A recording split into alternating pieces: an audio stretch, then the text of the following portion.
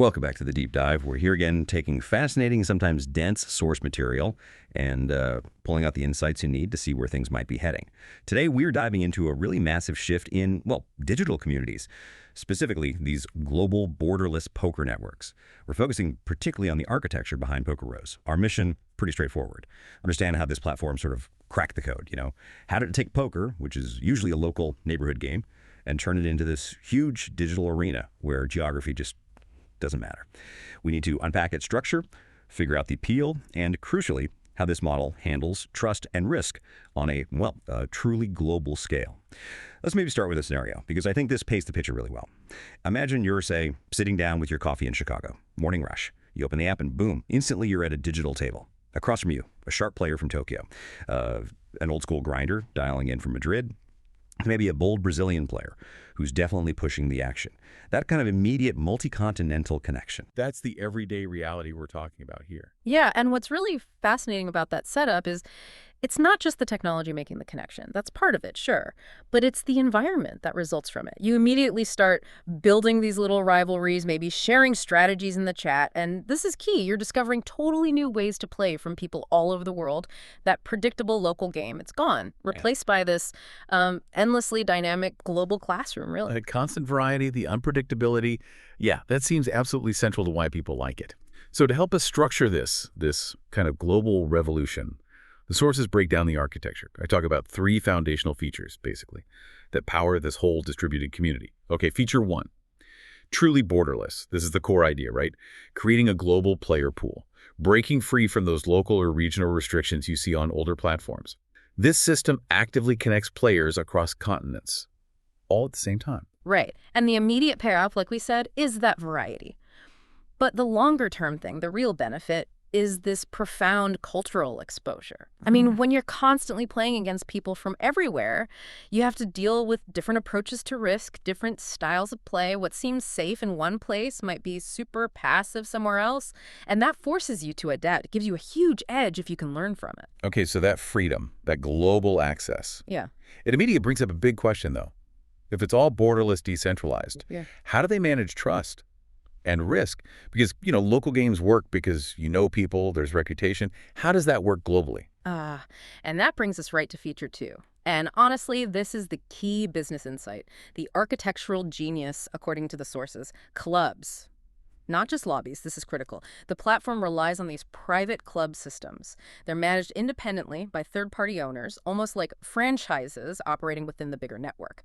These clubs are the decentralized fodes. They manage the player relationships, the games, and fundamentally, they delegate the liability away from the main platform itself. Wow, okay. So it's not just a social feature, like a chat room. It's actually built into the business model. It lets the whole thing scale globally without the central company taking on all the local operational headaches and risks. Precisely. Exactly. And these clubs, they develop their own personalities. Some are super competitive, high stakes. Others are more relaxed, maybe focused on beginners.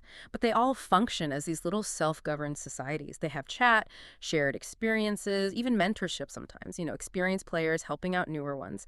It builds that local feeling trust, but within this massive global structure. The community kind of polices itself at the club level.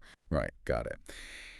And if you have these successful clubs running independently in Tokyo, Madrid, Chicago, well, that naturally leads to feature three, the game that never sleeps. The global reach creates this ultimate time zone advantage, doesn't it? Yeah, and structurally, it's that decentralized club model that really enables the 24/7 action. It's not just the tech keeping servers online, it's the distributed management. Because you've got clubs active across, every time zone. There's always a game available. It doesn't matter if you're a night owl, an early bird, or just grabbing a game on your lunch break. That constant action prevents boredom, keeps people engaged, and crucially, it provides liquidity for the club owners running the games. It keeps the whole global mesh healthy. Okay, so we've got the concept down. Borderless, clubs managing trust, 204/7 action. Makes sense why it's appealing. But how does it work? What's the hidden engine, the architecture, that actually supports this huge decentralized thing and keeps it running smoothly? Well, first off, the sources emphasize the design philosophy. This system was, and the quote is, born mobile, not recycled. Oh. It wasn't like they took a clunky desktop site and tried to shrink it. No, it was built for phones from day one. Right. And that's huge. Yeah, that's why the gameplay feels smooth, the interface is intuitive, you can play easily while commuting or just chilling at home. That clean, mobile-first design is absolutely vital for keeping a massive, global 247 user base happy and active. That mobile access is definitely the foundation. But structurally, those individual clubs need to connect, right? They can't just float in isolation. And that's where the union layer comes in. So while the clubs are these independent business units, they often link up into larger unions. Think of unions as the next level up, the aggregate layer. They create this global mesh of games that binds together clubs that might otherwise be totally separate. Okay. So the union layer is where the scale and the broader competition really happen, providing variety and, I guess, liquidity across multiple clubs. Exactly right. The unions are where you find the huge tournaments, the big guaranteed prize pool events, maybe specialized game types like PLO or short deck. They cater to everyone, from casual players to serious grinders. So if you synthesize the appeal, right, from a player's point of view, it's clear. They come for that relentless variety. No two sessions feel the same. It keeps things fresh. And they stay for the community. They join these clubs, they exchange tips, share stories, maybe build some real bonds that go beyond just the app. They get that feeling of safety, like a local club, but within this giant global marketplace. Okay, this is where I think the deep dive gets really practical for you listening. We've mentioned cultural exposure, but the sources actually frame this network as a global classroom in your pocket.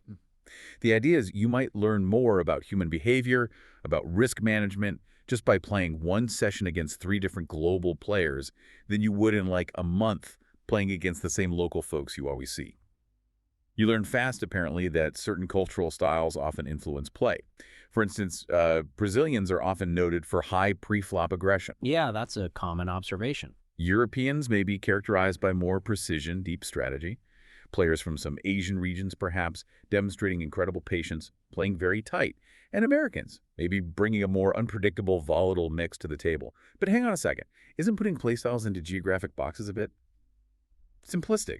Maybe even, I don't know, problematic. Does the source material back this up with why this diversity matters, beyond just stereotypes? That's a really fair point. And the sources are careful to clarify these aren't meant as rigid, definitive stereotypes. They're more like generalized tendencies, maybe reflecting broader cultural attitudes towards risk or competition that can sometimes manifest at the table. The significance isn't about labeling someone from Brazil as aggressive. It's about the immediate tactical need to adapt when you are facing different tendencies simultaneously.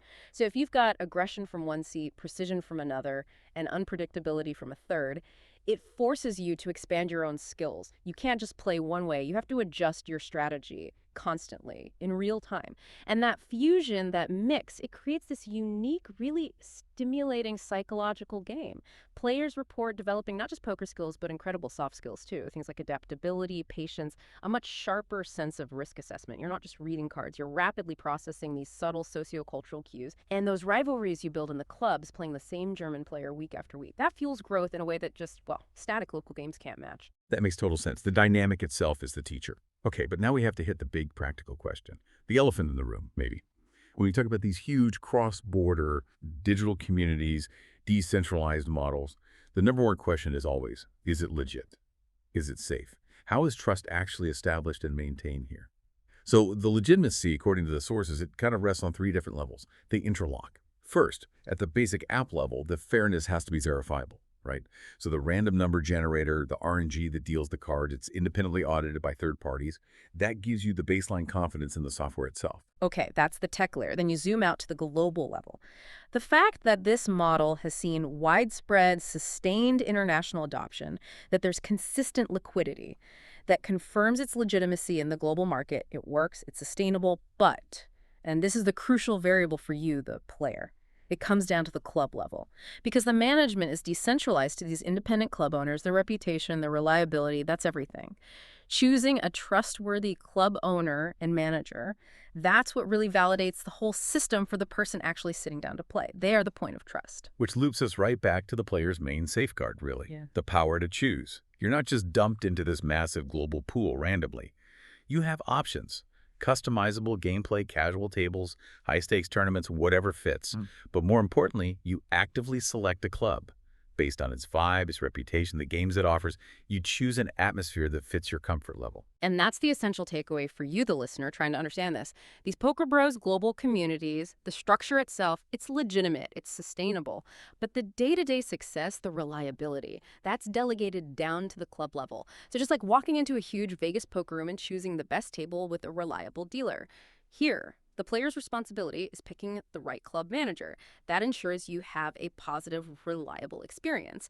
The club owners are effectively the face of trust in this decentralized world. What a journey for poker, really. From smoky back rooms and saloon tables to these giant centralized websites, and now this.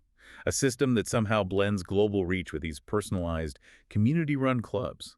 It's like a decentralized worldwide network driven by community management, individual choice, and this constant need to adapt. But here's the final thought, something for you to maybe chew on after this. If this model, this decentralized club structure, has successfully figured out how to manage trust, identity, and that local user experience within a massive, fluid global platform, what could that blueprint mean for other digital industries? Could we see this model, this sort of self-governed club approach, being used to build real trusted communities for things like, I don't know, decentralized online learning, or maybe massive virtual collaboration spaces for professionals? Interesting question. If you can successfully delegate trust and localize experience like this, maybe you can scale almost anything. We'll leave you with that thought. Catch you on the next deep dive.